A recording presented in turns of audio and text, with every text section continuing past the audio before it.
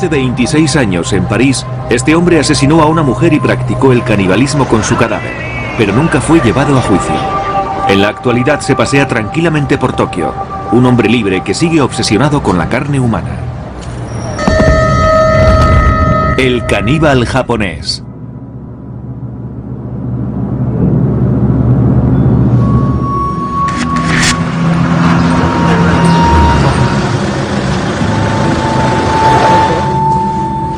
El número 10 de la calle Erlanger en París. Aquí el hombre conocido como el caníbal japonés pasó 48 horas con su joven víctima, haciendo realidad la fantasía de su vida. La noche del 13 de junio de 1981, el asesino salió del domicilio portando 2 pesadas maletas y paró un taxi. Este lo conduciría hasta un parque cercano.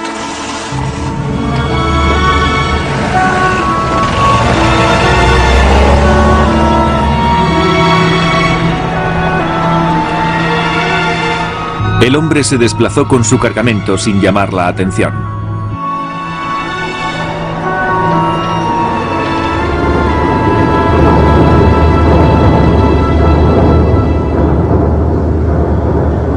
Cuando llegó al bosque de Bolonia, un frondoso parque a las afueras de París, el asesino consideró que era el lugar ideal para esconder la evidencia de su crimen.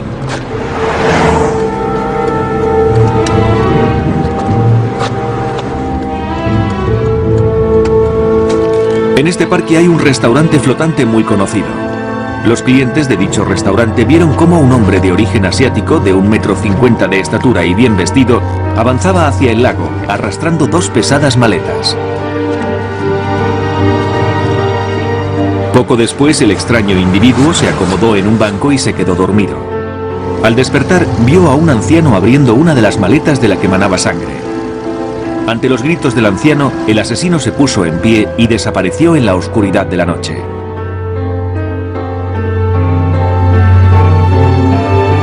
La policía llegó al lugar en cuestión de minutos. Oliver Foll, jefe de la policía de París, se hizo cargo del caso. No se puede describir algo como aquello. La imagen era horrible. Se trataba de 2 maletas que habían encontrado unos paseantes y que contenían restos de un cuerpo humano. Fue espantoso, una pesadilla.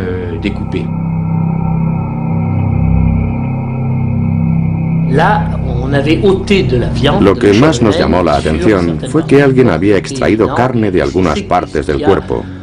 Esa evidencia nos dejó perplejos.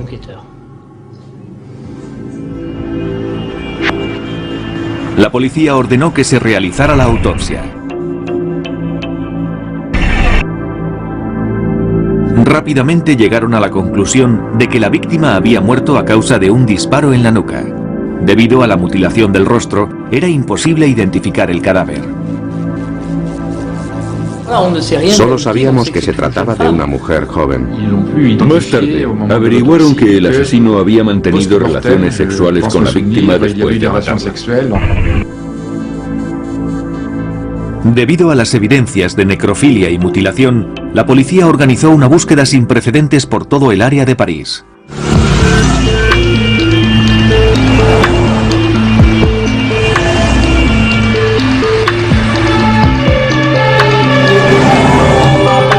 Tras las declaraciones de varios testigos, la prensa publicó una descripción del sospechoso con la que se hicieron grandes avances.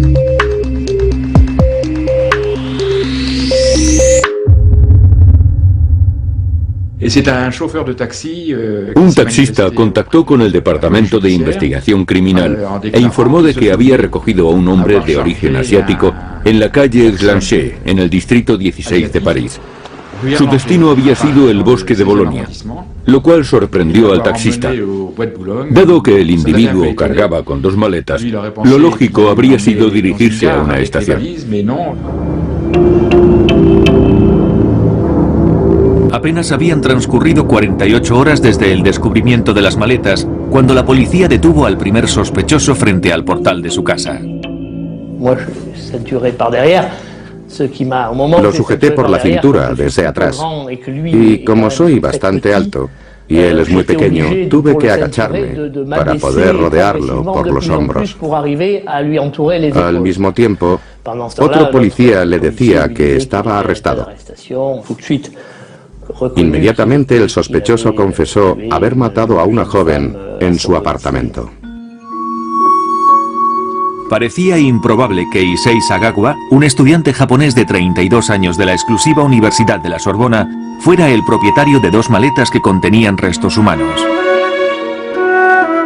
Sin embargo, cuando los policías subieron las escaleras y entraron en su apartamento, todas las dudas se disiparon.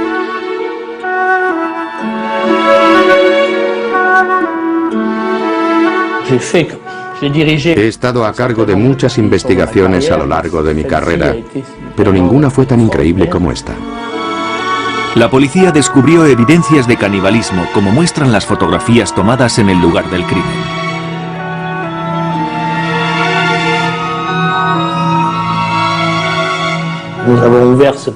No podíamos creer lo que veían nuestros ojos cuando abrimos la nevera. Encontramos una gran cantidad de carne humana perteneciente a la víctima. Sagawa la guardaba para comérsela.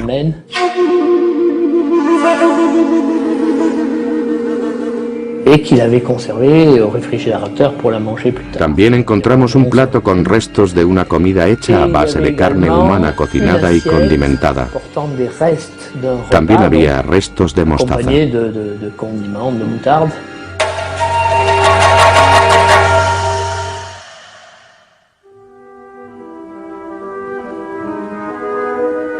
Gracias a la fotografía del DNI hallado en el apartamento, la policía tuvo la información necesaria para saber a quién pertenecía la carne que Sagawa había comido.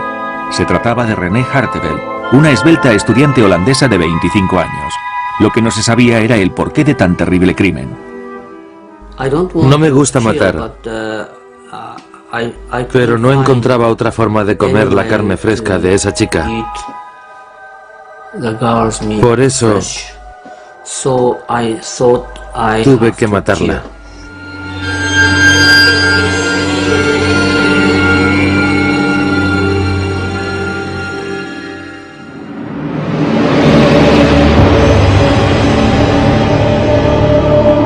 En 1981, un joven japonés residente en París hizo una confesión extraordinaria tras cometer actos de canibalismo. Era una joven hermosa, erótica y sensual. Decidí que tenía que devorarla. Tras asesinar y practicar el canibalismo con el cuerpo de la joven holandesa René Hartevelt, la prensa de todo el mundo llenó sus páginas con el crimen de Sagawa. No podíamos dejar de pensar en la familia de René Hartevelt. Incluso hoy, cuando recuerdo tal monstruosidad, no puedo imaginarme lo que deben haber sufrido.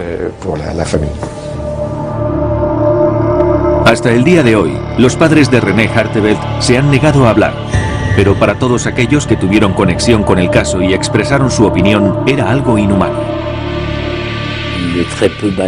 Los casos de canibalismo son raros. Se conocen muy pocos, pero existen. Nos gustaría pensar que no es así, pero sin embargo ocurren.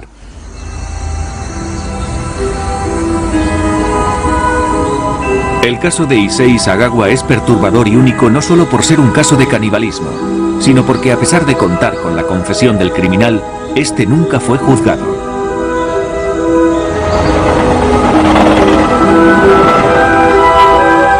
Es un caníbal que camina con total libertad.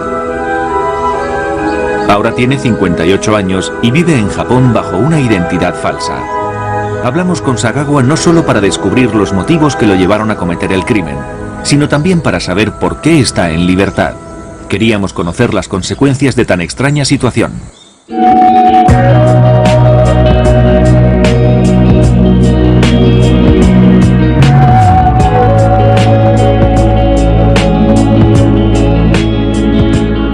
El niño que aparece en los vídeos domésticos de Issei está muy lejos del hombre que fue descrito como un ogro. Sagawa nació en 1949 en el seno de una familia acomodada. Su educación fue estricta, pero dentro de un ambiente de tolerancia. Mis padres me amaron y me dieron mucho cariño.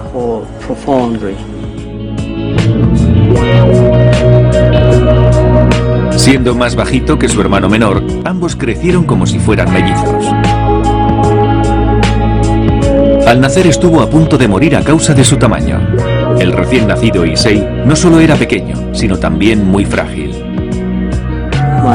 Mis padres intentaron protegerme demasiado. Yo era muy débil, muy feo. Era como un monito. Incluso ahora sigo estando acomplejado por no tener el aspecto de una persona normal.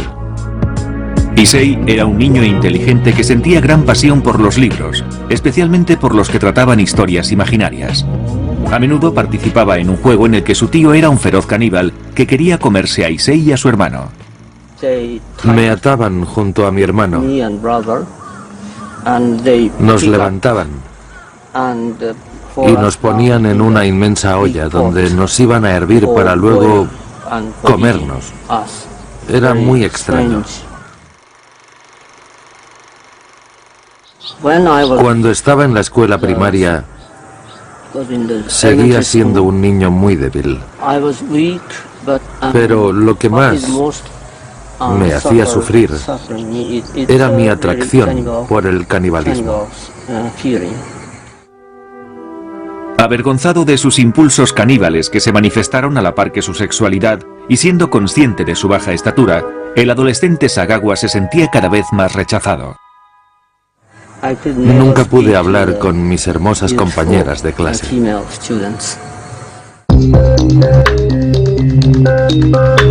A los 20 años, y con una estatura que no llegaba al 1,50 m, Sagawa no había confesado sus impulsos caníbales, y mucho menos los había practicado. En su lugar, fantaseaba con el imaginario exótico de la belleza femenina occidental, popularizado por la prensa y la televisión japonesas. En ese momento, el único objeto de mis deseos era una mujer blanca, de hermoso cabello rubio, con ojos azules, la típica joven occidental. Soy muy pequeño, feo, todas mis características físicas son negativas y por eso admiro la belleza.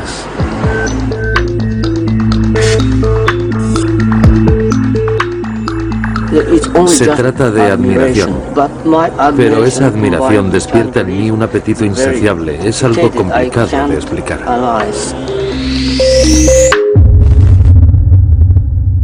El reportero Patrick Duval dedicó muchos meses a entrevistar a Sagawa intentando descubrir cómo las fantasías de Issei se convirtieron en canibalismo real. Tenía el presentimiento de que algún día tendría que hacerlo. Solo era cuestión de tiempo. Bastaba con esperar alguna señal que le indicara que había llegado su momento. A Sagawa esa primera señal le llegó cuando tenía 23 años, cuando todavía vivía en Tokio con sus padres. Una joven alemana con aspecto de modelo se mudó al vecindario. Vi una joven rubia, muy hermosa. En ese momento decidió entrar en la casa de la joven, pero él no pensaba en matarla. Me dijo que solo quería comer parte de su trasero. Llevando consigo nada más que un paraguas y una máscara de Frankenstein como herramientas de ataque, el plan de Sagawa no parecía estar destinado a tener éxito. Entró a la habitación de la joven por la ventana y se aproximó lentamente a la cama mientras ella dormía, pero con tan mala suerte que sin querer la tocó con su rodilla y la joven se despertó. Ella se levantó de un salto. Inmediatamente la joven se puso a chillar y él intentó escapar, pero ella era más fuerte que él. Quise salir corriendo, pero me cogió la mano con fuerza. Era una joven muy fuerte y mucho más alta que yo. Sagawa fue arrestado, acusado de intento de violación, pero los cargos se retiraron gracias a un pago que el padre de Sagawa le hizo a la joven. No obstante, quiso que a su hijo lo viera un psiquiatra. El especialista concluyó que Issei era extremadamente peligroso. Sin embargo, no se tomó ninguna medida, y 5 años más tarde, en 1977, Sagawa hizo las maletas y partió rumbo a Occidente. Por primera vez, abandonó la casa paterna para irse a vivir a París, la ciudad del amor y la capital gastronómica de Europa. Se matriculó como estudiante de literatura en la prestigiosa Universidad de la Sorbona. Era un alumno excelente, pero seguía sintiendo las mismas raras tentaciones que cuando vivía en Japón.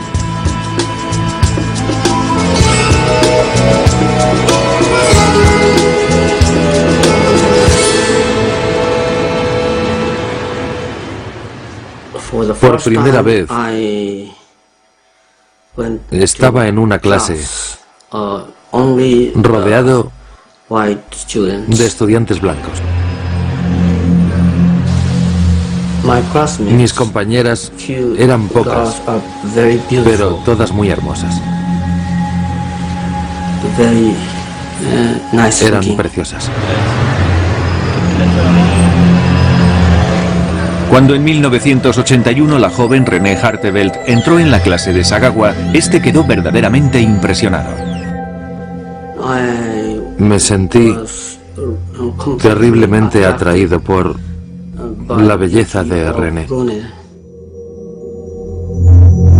En secreto, Sagawa dibujó un retrato de la primera vez que vio a la joven de 25 años.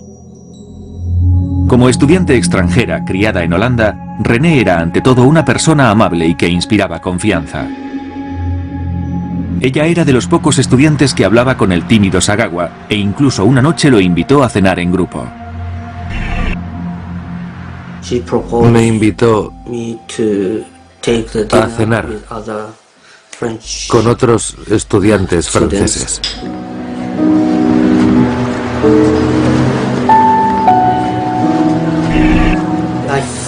Presentí mi destino. Esa noche iba a dejar en el solitario Sagawa un recuerdo inolvidable. Fue una noche muy feliz para mí. Ella era muy cariñosa y extrovertida.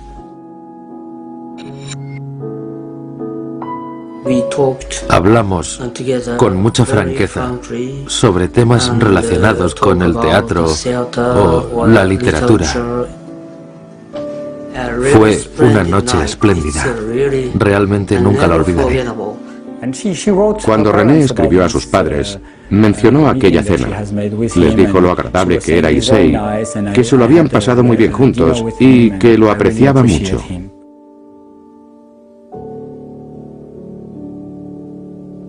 Sin embargo, para Sagawa, este encuentro significaba mucho más que tener una nueva amiga. Sagawa estaba profundamente enamorado de René, y su amor era tan enloquecido que pensó que podría quererla aún más si comía su cuerpo. Desde esa noche, Sagawa comenzó a planear el asesinato de René Hartevelt. Durante la entrevista quiso describir los detalles de esa noche en su lengua materna, en japonés. Pienso que es algo de una tremenda importancia, por eso prefiero contarlo en japonés. A causa de mis deseos caníbales, mi personalidad... ¿Cómo podría explicarlo? Había sido engullida por mi obsesión.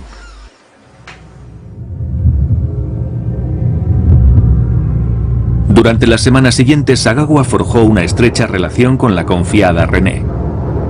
Aprovechando que la joven tenía excelentes conocimientos de alemán, le envió una invitación para que fuera a su apartamento a leer un poema en dicho idioma. Se justificó diciendo que necesitaba grabar ese poema para una clase de la universidad. Querida René, muchas gracias por lo de esta mañana. ¿Te sientes mejor ahora? En realidad quisiera pedirte disculpas. ¿Podrías venir a mi casa mañana por la tarde? Es urgente y por supuesto te voy a pagar. Gracias y perdón por las molestias. Issei. Postdata, te prometo que esta será la última vez. Cuando René llegó, Sagawa ya tenía planeada la velada. un elemento crucial en su plan era el rifle que había comprado meses atrás. Pensé que de ninguna manera podría dispararle de frente. Como ya dije antes, tenía que hacerlo por la espalda. Y para que así fuera, ella no podía estar mirando hacia mí. Se me ocurrió que si venía a leer, se sentaría frente al escritorio y, leyendo el libro, me daría la espalda. Mientras René lee un poema sobre canibalismo que Sagawa había elegido para la ocasión, no se percata de que él se encuentra de pie justo detrás de ella, sosteniendo un rifle.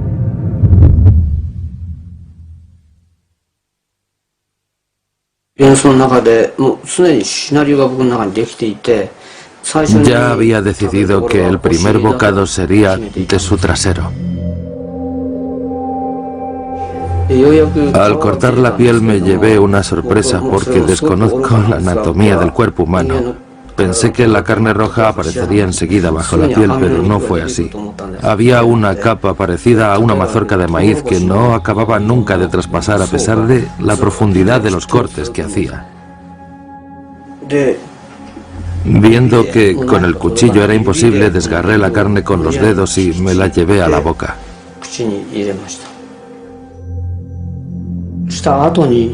Después de mantener relaciones sexuales intenté besarla y por primera vez pude decirle en voz alta "te quiero" en francés. Después sentí un inmenso estremecimiento.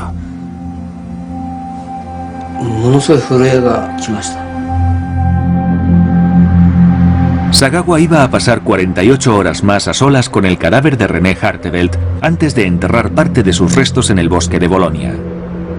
Cuando la policía registró el apartamento, descubrió que Sagawa había guardado recuerdos de su crimen, incluyendo restos de carne humana, una grabación de audio del asesinato y una cámara conteniendo una película fotográfica que lo incriminaba.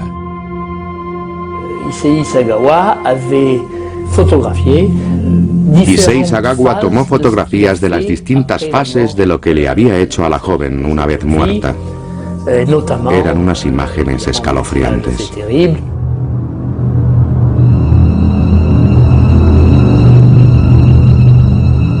La policía ya tenía a Sagawa bajo custodia porque poseían pruebas para condenarlo. Sin embargo, le sorprendió el entusiasmo con que el asesino confesó su crimen. Fue durante el interrogatorio que tuvo lugar esa misma noche. Su comportamiento fue muy peculiar. Nos estremeció su actitud, porque nos dio todo tipo de detalles sin demostrar el más mínimo arrepentimiento o remordimiento.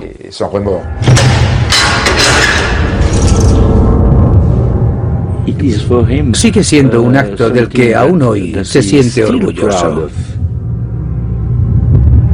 A pesar de que se demostró su culpabilidad, 34 meses después de su confesión estaba en libertad, incorporándose a la sociedad como un hombre libre.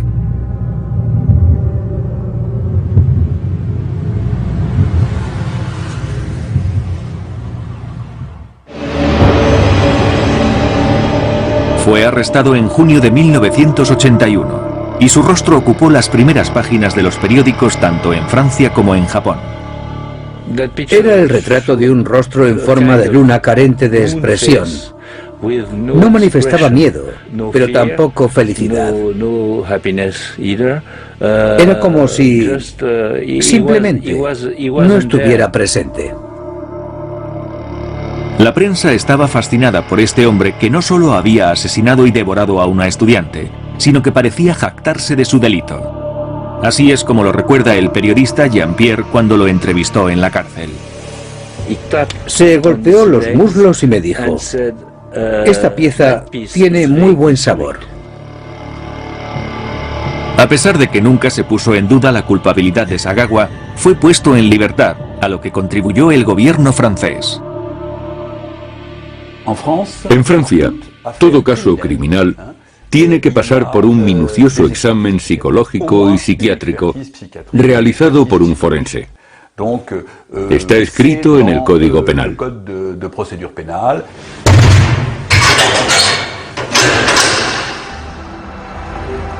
Encerrado en una prisión parisina de máxima seguridad, los exámenes psiquiátricos a los que fue sometido tardaron un año en completarse. Tenemos el informe original que relata las conclusiones a las que llegaron las autoridades francesas. En este informe, realizado por expertos, se describe a Sagawa como un hombre con poca confianza en sí mismo e hipersensible. Pero al mismo tiempo, se le describe como un individuo emocionalmente distante y que se muestra muy satisfecho a la hora de relatar los detalles del asesinato. Alguien que es capaz de sentir culpa nunca cometería tan aberrante acto.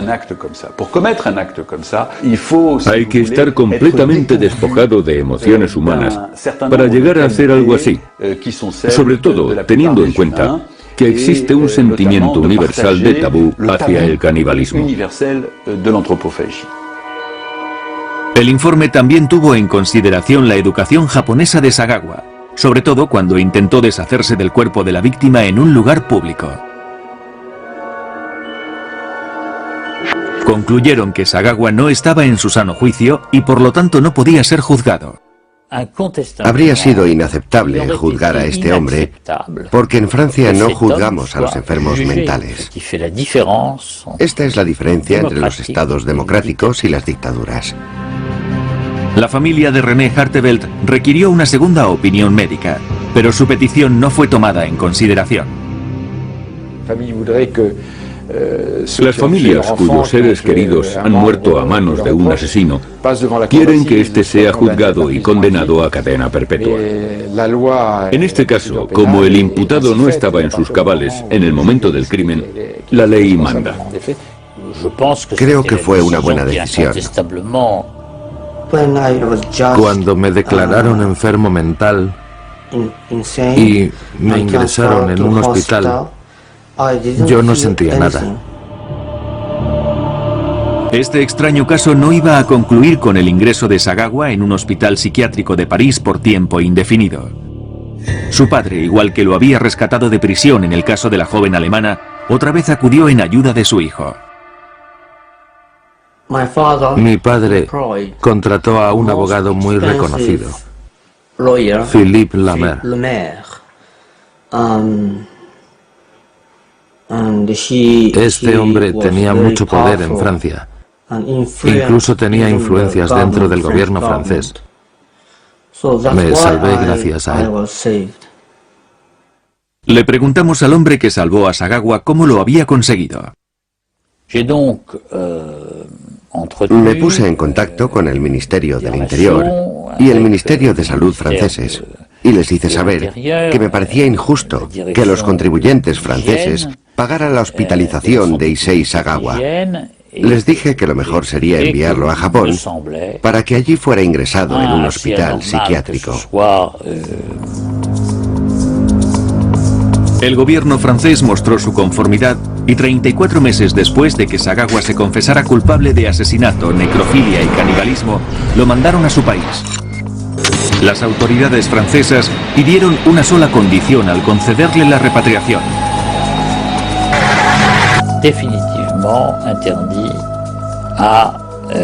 Nunca más podrá regresar a Francia. Nunca volvió, ni tampoco piensa hacerlo. Su caso no se sometió a juicio en Francia, y la impactante verdad es que en el momento de pisar suelo japonés, Sagawa se convirtió en un hombre libre. En cuanto bajó del avión, podría haber tomado un taxi, haberse dirigido al centro de la ciudad y volver a matar. Sin embargo, la prensa nunca dio muestras de conocer su paradero, gracias al montaje organizado por Sagawa padre. Mi padre sabía que si me dejaban en libertad, toda la prensa japonesa, europea y norteamericana se echaría sobre él y lo atacaría con crudeza. Para evitar aquello, pidió al hospital Matsuzawa, un hospital psiquiátrico japonés, que me admitiera como enfermo mental. Una ambulancia le condujo del aeropuerto al hospital psiquiátrico Matsuzawa, que se encuentra a las afueras de Tokio. La prensa mundial pensó que Sagawa pasaría el resto de su vida en este centro hospitalario, pero la realidad fue otra. En Japón era un ciudadano libre porque en su país no había cometido ningún delito. A los 18 meses de ingresar en el hospital, Sagawa fue dado de alta y se reincorporó en la sociedad japonesa. Sentí repugnancia cuando supe que no había sido castigado. No podíamos creer que estuviera tan pronto en libertad. Fue un terrible error. A pesar del ultraje que representó la libertad de Sagawa, hace 23 años que este asesino vive en Japón. En la actualidad ocupa un piso de protección oficial en el extrarradio de Tokio. Tiene 58 años y vive bajo una identidad falsa. Visitamos al asesino caníbal en su propio domicilio y comprobamos que no está sometido a ningún tipo de control médico o legal.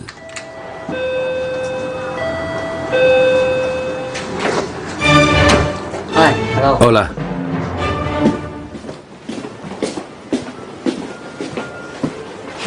Este es mi comedor.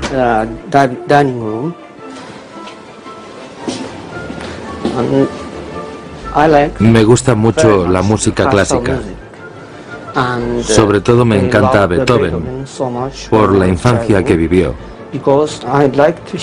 Su vida me parece muy interesante, porque fue muy miserable.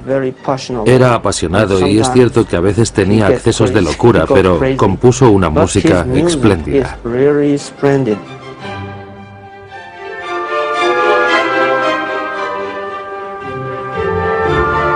Sagawa no trabaja y vive solo.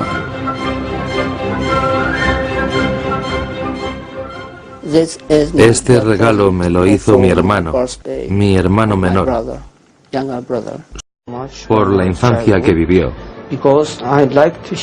Su vida me parece muy interesante, porque fue muy miserable. Era apasionado y es cierto que a veces tenía accesos de locura, pero compuso una música espléndida.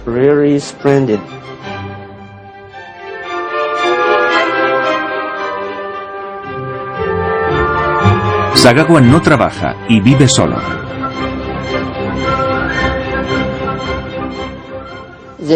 Este regalo me lo hizo mi hermano menor. Sueña mucho porque siempre está durmiendo. Y aquí tiene las pilas. Me gustan los perros. Me gustaría tener uno, pero no puedo. Así que...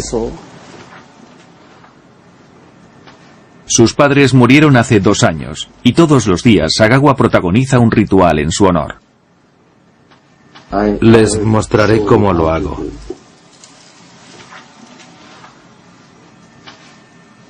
Mis padres eran 2 personas muy estrictas, especialmente en todo lo referente al sexo.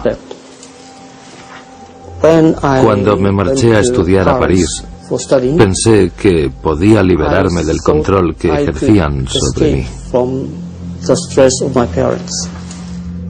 Sin embargo, a su regreso, Sagawa descubrió que en lugar de escapar de su familia, su delito la había destrozado. Su hermano empezó a padecer asma a causa del estrés. Su padre tuvo que renunciar a su importante puesto de trabajo, y su madre intentó suicidarse. Estoy muy apesadumbrado, por supuesto, tanto por la víctima y su familia, como por mis padres, mi hermano, por todos. A pesar de estas afirmaciones, sus actos revelan todo lo contrario. A mediados de la década de los 80, escribió En la niebla, libro que fue publicado en contra tanto de sus padres como de los familiares de René Hartevelt.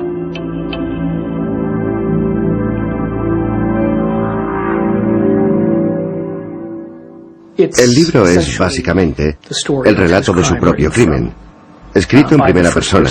Sinceramente, en mi opinión, eso no es literatura. Es una basura muy poco ética. A pesar de su contenido sensacionalista, o tal vez debido a él, el libro fue un éxito de ventas en todo Japón.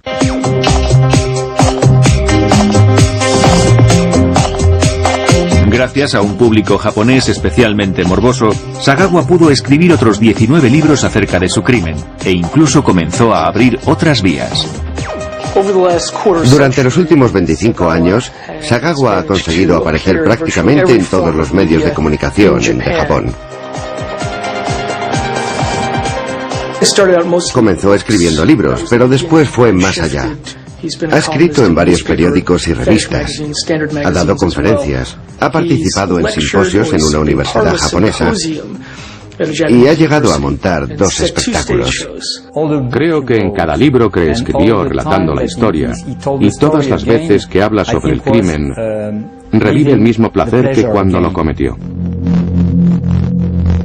Cada vez que Sagawa ha aparecido en los medios se ha tratado el mismo tema, el asesinato y posterior canibalismo practicado a una esbelta joven occidental.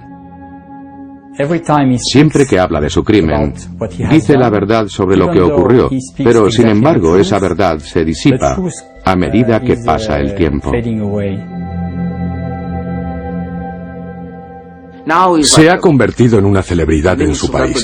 Se le conoce como el tipo que se comió a una joven en París. Ocurre que, con el tiempo, el rechazo y el shock que produjo el crimen empiezan a desvanecerse, tanto que es casi imposible visualizarlo. Incluso la gente se ha olvidado del nombre de la víctima. Pero en el ámbito internacional, la gente no podía aclamar a Sagawa ni olvidar a René Hartevelt. Mire, yo vi lo que le había hecho a su víctima, y fui yo quien se lo comunicó a la familia.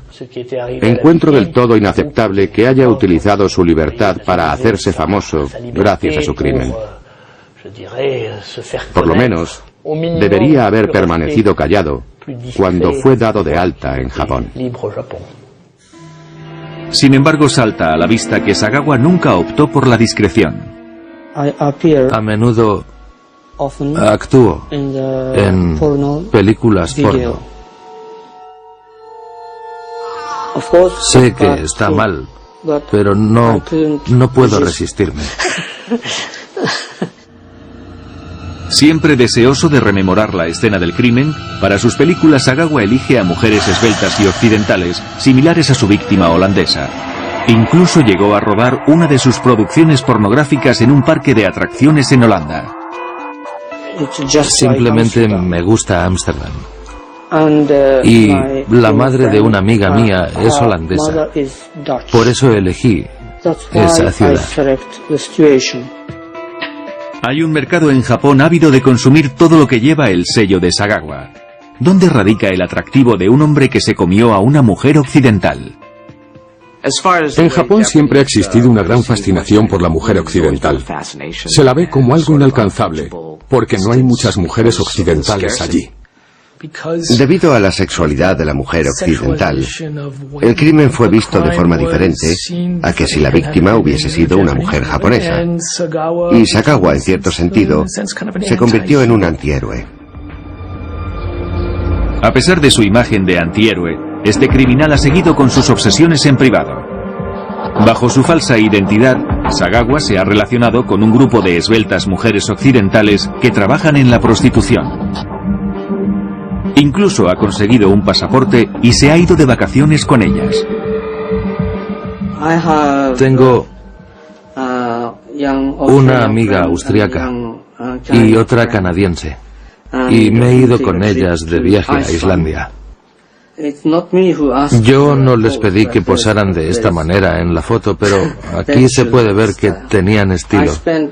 Me gasté todo el dinero en ellas. Les pagué los billetes de avión, la estancia en el hotel, la comida, todo. Por eso ahora estoy en la ruina. No hubo forma de contactar con las mujeres de las fotos. Solo contamos con la palabra de Sagawa de que se encuentran bien. Pero sabemos que hace años que las autoridades japonesas dejaron de controlar a este asesino, a pesar de las evidencias que prueban su recurrente obsesión por el canibalismo. Mis deseos siguen siendo los mismos. Cada vez que veo las piernas de una hermosa mujer me gustaría comérmelas. Sé que no estoy curado.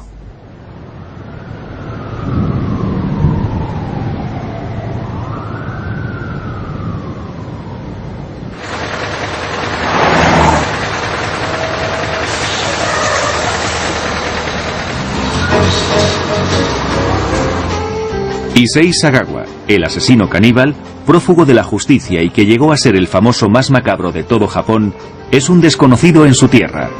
Vive solo y bajo una falsa identidad a las afueras de Tokio. La libertad de la que gozó Sagawa durante los últimos 23 años resulta inquietante, teniendo en cuenta que fue declarado un loco peligroso.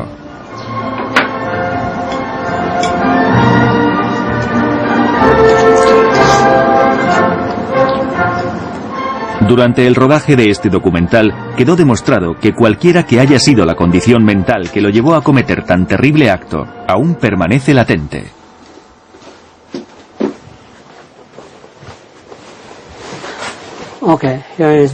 Bien, este es mi dormitorio y es todo mi reino.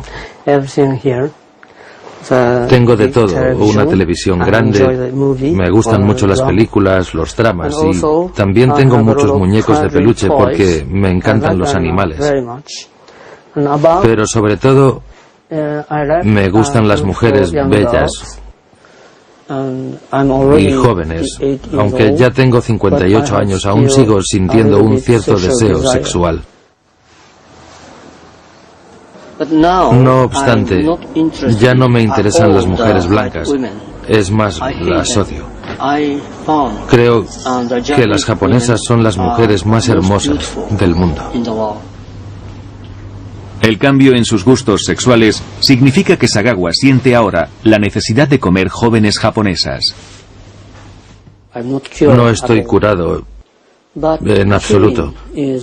Ya no puedo curarme y lo cierto es que nunca más voy a volver a intentarlo. A pesar de su convencimiento, la realidad es que no está bajo ningún tipo de supervisión por parte de las autoridades, y la única medicación que toma es contra la depresión. En respuesta a nuestra petición, Sagawa está de acuerdo en hacerse un examen psiquiátrico.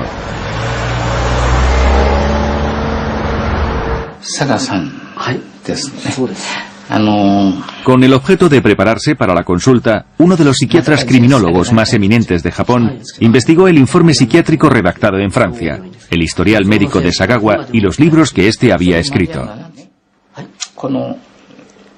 Cuando leí su libro, en la introducción usted mencionaba que desde muy joven sentía fuertes impulsos caníbales. ¿Podría decir que a día de hoy ha dejado de tener fantasías de esta índole? No, claro que no. En mi caso, la libido y el apetito son, no sé cómo se dice en términos técnicos, ambos sentimientos están muy conectados. Esta es la clave de todo.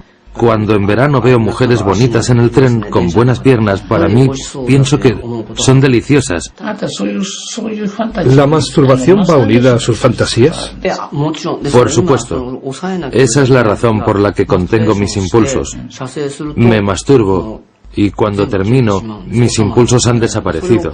Me tranquilizo y entonces vuelvo a empezar.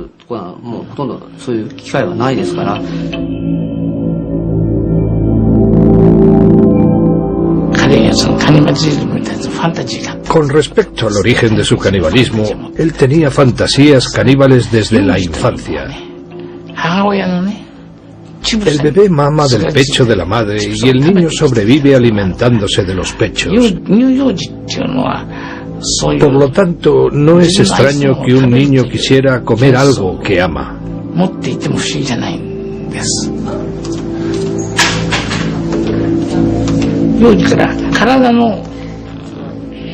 Desde su infancia fue un niño débil y creció como un hijo mimado. En otras palabras, lo sobreprotegieron. Y es posible que él nunca aprendiera a reprimir esos impulsos de deseo.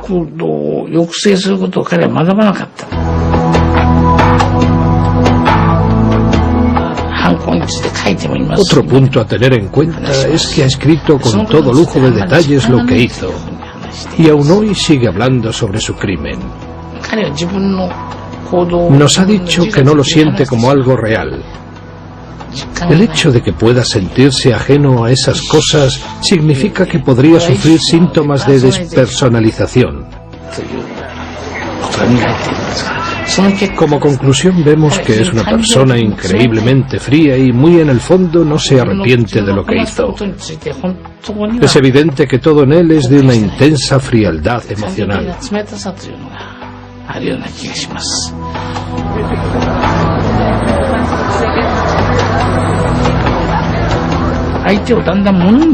Tiene la tendencia de ir convirtiendo lentamente a la otra persona en un objeto. Y creo que eso es sumamente peligroso. A pesar de ser aclamado como un antihéroe en Japón, no se han intentado controlar las necesidades caníbales de Sagawa. Pasea con total libertad entre los 12 millones de residentes de Tokio, condición que aún hoy sigue siendo muy criticada. Saber que cometió un terrible delito del que se declaró culpable y que ha vivido de eso durante 25 años, hace que consideremos su caso como un nefasto error judicial.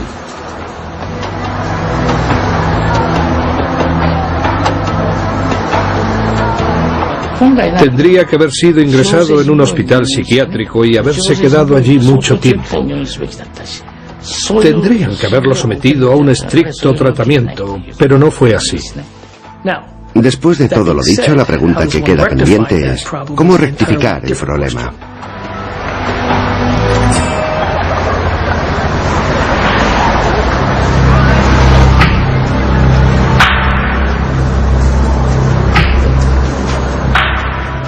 Al no existir ninguna provisión de la ley japonesa que obligue a tratar a todos los enfermos mentales peligrosos, la pregunta sobre qué hacer con Issei Sagawa sigue sin respuesta, a pesar de las advertencias hechas por aquellos que lo han conocido. Está loco. Es un psicópata sexual.